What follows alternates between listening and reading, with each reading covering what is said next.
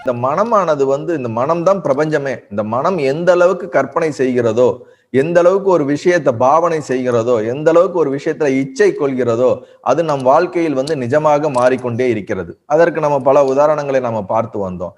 இந்த இச்சை என்பதைத்தான் நாம் வாசனைகள் என்று சொல்கின்றோம்.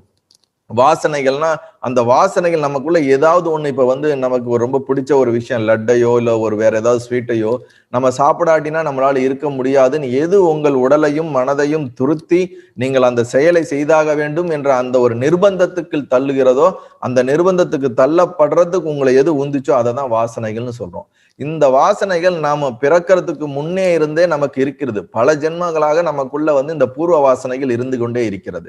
இந்த பூர்வ வாசனை தொடர்ந்து நம்ம வந்துகிட்டே இருக்கும் பொழுது நாம் பல ஜென்மங்கள்ல நாம உருவாக்கப்பட்ட வாசைகளும் சேர்த்து சேர்த்து இன்று இருக்கக்கூடிய நம்மளுடைய உடலானது பல ஜென்மங்களோடைய கூட்டு தொகையாக இருக்கக்கூடிய வாசனை.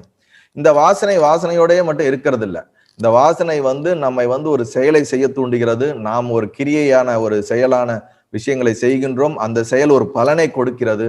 அந்த பலனை நாம் அனுபவிப்பதின் மூலியமாக அந்த ஆசை பலன் ரூபமாக அதற்குள்ள என்ன ஆயிடுது, அப்படியே கரைஞ்சு விடுது. திருப்பி அந்த பலன் வந்தவுடனே நம்மளுடைய வாசனை இன்னமும் அதிகமாகிறது. அதனால இது ஒரு தொடர் ஒரு இயக்கமாக தான் இயங்கிக் கொண்டே இருக்கிறது.